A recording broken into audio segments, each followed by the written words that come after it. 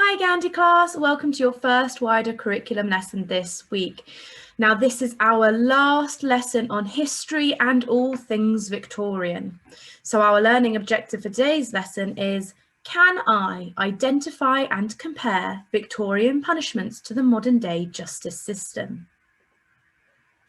So what punishments do we have in the modern day for people who break the law? I want you to pause the video and make a mind map. If you need to have a bit of a discussion with somebody who is nearby and free to do so, then you are able to do that as well. So pause the video now to make a mind map of the punishments we have in the modern day.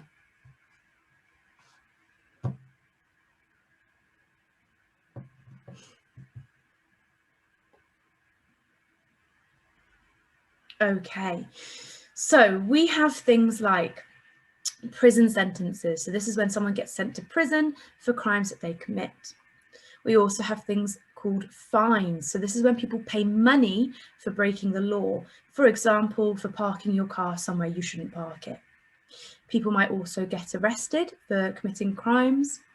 And then community service. Now this is when people who break the law and commit a crime will go into the community to give back. So they'll do things like cleaning up public places if there's lots of rubbish around. Please can you write these down if you missed any of these? Pause the video to do that now.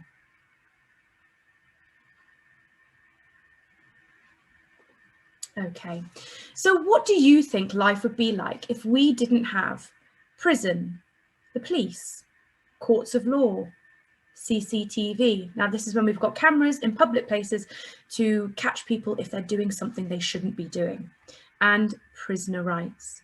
So pause the video to have a think about what life would be like if we didn't have these.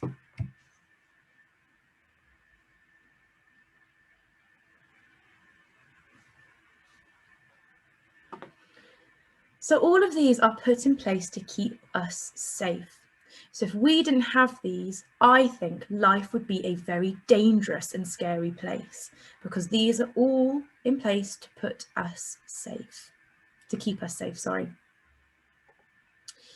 So the police force was first introduced in London in 1829 by this man here called Sir Robert Peel. He introduced them as part of a campaign to improve public law. These policemen were called bobbies or peelers. Peelers after his last name, Peel. And by 1839, other areas of the country were developing their own police forces. So this is the man that introduced the police as we know it. The policemen, or peelers, wore long blue coats and tall hats that were strengthened to protect them from blows to the head. Their only weapon was something called a truncheon, which is what is shown in this picture below. So I want you just to have a moment to have a look at these policemen. How are they similar and how are they different to the policemen that we have nowadays? Pause the video to have a think.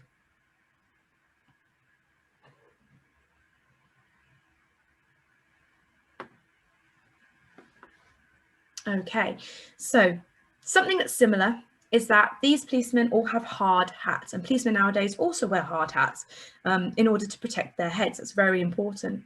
Something else that's similar is the fact that policemen bring something along to protect themselves, and a difference is the outfit. So in the Victorian times they wore a long blue coat. Nowadays policemen normally wear a high-vis jacket with police written on the back, so they are easy to identify.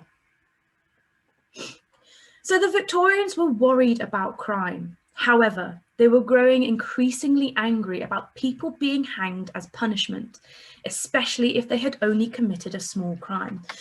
So in the past, a very common punishment, no matter what crime you committed, was to be put to death by hanging.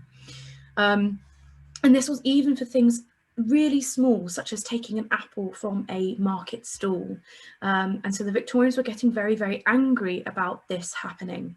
However, this created a problem. How should criminals be punished? And it's important to note, because you'll need this for your task later, that if a child committed a crime, they would receive the exact same punishment as an adult. And this lasted throughout the majority of the Victorian period. However, this definitely does not happen now, because that's not fair. So here are some examples of Victorian punishments. They'd have imprisonment, hard labour, physical punishment, sending to the armed forces, fines, and transportation. And I'm going to go into what each of these are and what happened. So let's have a look at the first one, imprisonment. During the Victorian period, prison had become the main form of punishment for lots of different crimes. It was also seen as a way to prevent crime. However, life in a Victorian prison was extremely tough. Even people who were put into prison for less than 3 months had to do something called hard labour. And this basically meant carrying out very physically demanding tasks, and they would usually be done in complete silence. And often they would have no purpose at all. It's also important to note that prisoners were kept in their cells for most of the time that they were there. When they were allowed out for things such as exercise, they were not allowed to see or talk to other prisoners.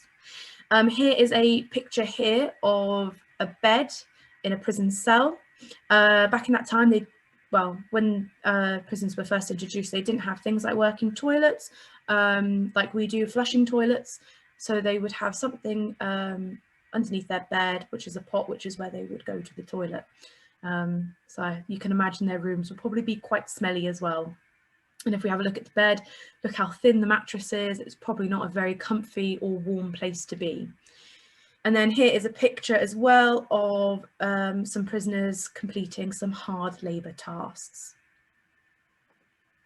Hard labour. So criminals were made to complete tasks that were hard and tiring. Criminals could be sentenced for just a few days, weeks, or even years.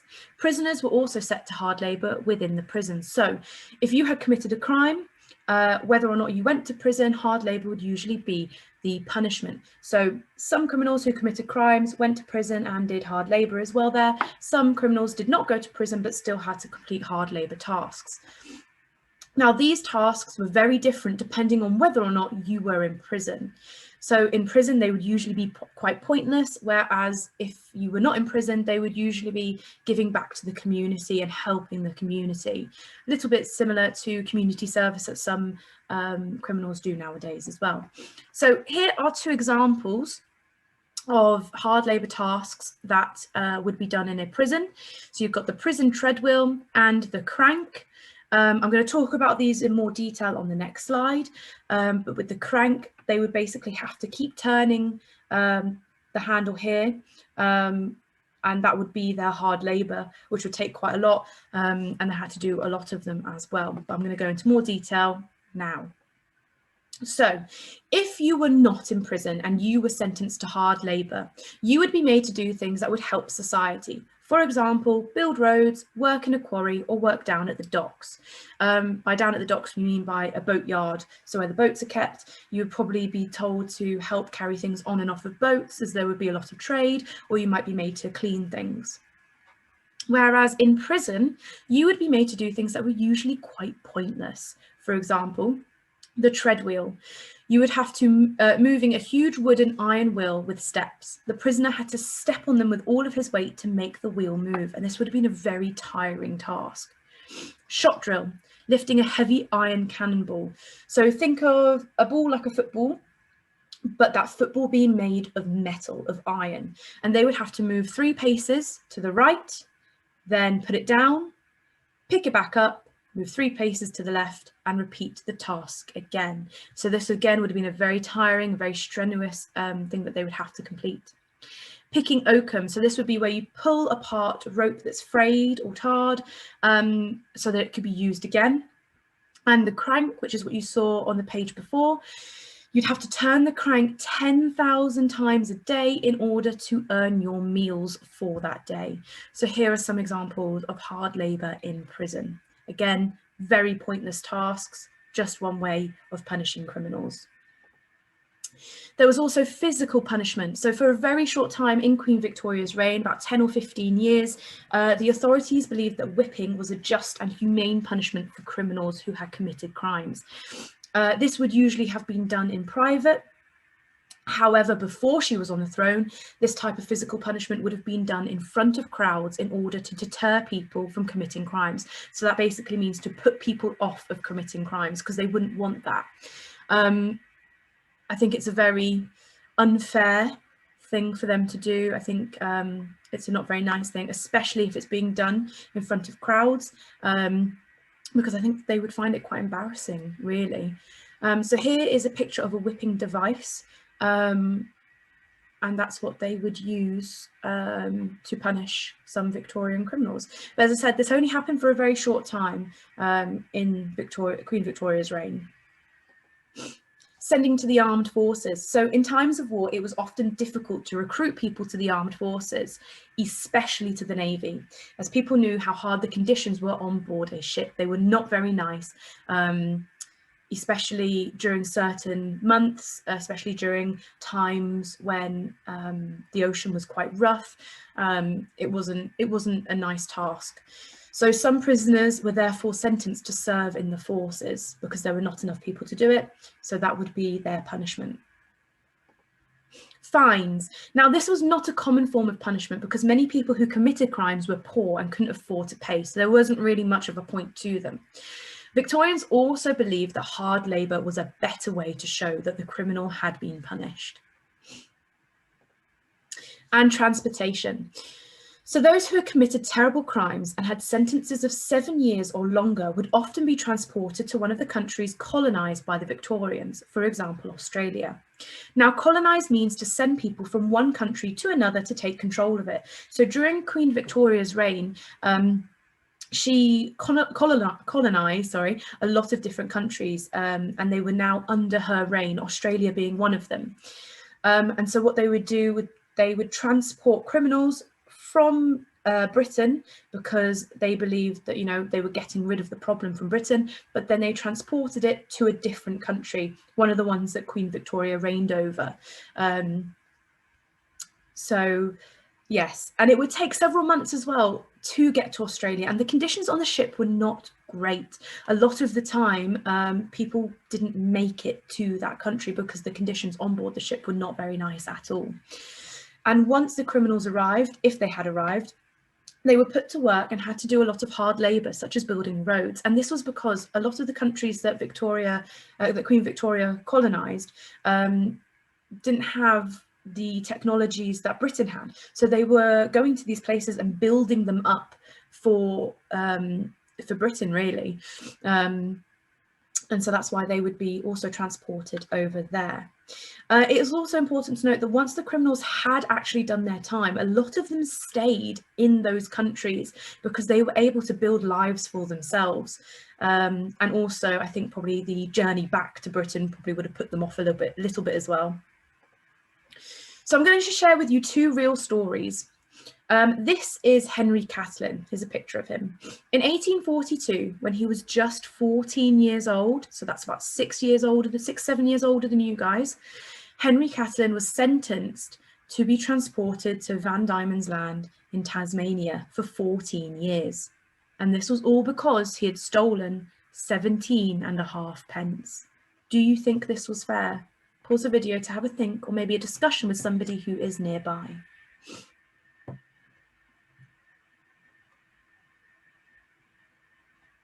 Okay, let's move on to the next one. So this here is John Walker.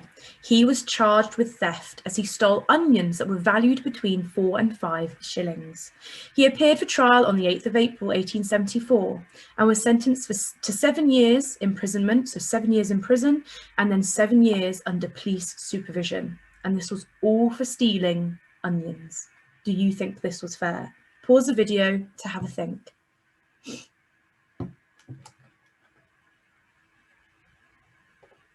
Okay, your task. Before we begin, I want you to set your piece of paper out to look like this. So you should have 3 columns and 5 rows.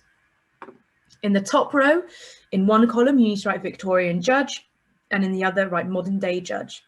And then down the side, write A, B, C, and D. So pause the video now to do this.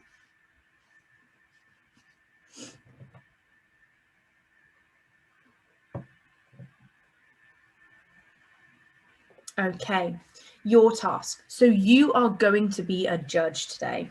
There are going to be 4 crimes and you are going to be in charge of what is going to happen to each person. I want you to write down the punishment you would give for their crime as a Victorian judge and what punishment you would give as a modern day judge. Now remember, in the Victorian era, children would have the same punishments as adults. So as we go through the different crimes, I want you to write down what you would do as a Victorian judge and what you would do as a modern day judge. Use the information from what we've just been through to make your decisions. And remember, children had the same punishments as adults. So the first crime, this is A. Martha is 9 years old and an orphan, which means she doesn't have any parents. She was caught stealing bread from the market. She said she did it because she was hungry. What should her punishment be?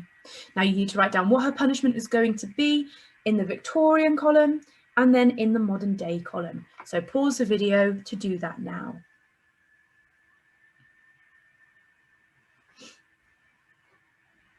Okay, now B. Oliver is 11 years old. He was caught pickpocketing, which means he was caught stealing something off of somebody.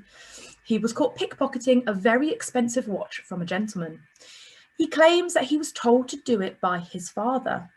What should his punishment be? Pause the video to tell me what you would do as a Victorian judge and what you would do as a modern day judge.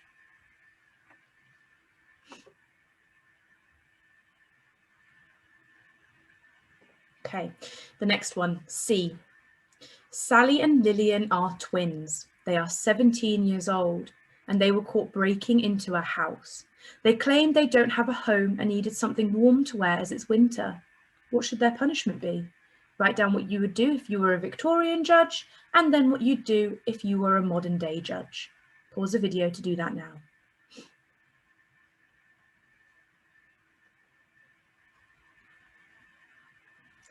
Okay, and D. Michael, 20 years old, and John, 22 years old, were caught fighting in the middle of the street. Police had to intervene, which means police had to come and help. What should their punishment be? Write down what you would do as a modern day judge and what you would do as a Victorian judge. Pause to do that now.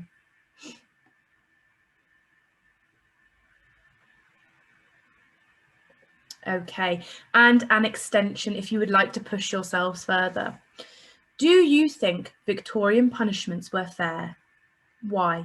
So I want you to write down whether or not you think they're fair, then use that magical word because to explain your answer. Please make sure you upload your work to Tapestry Gandhi class and I will see you next time. Bye.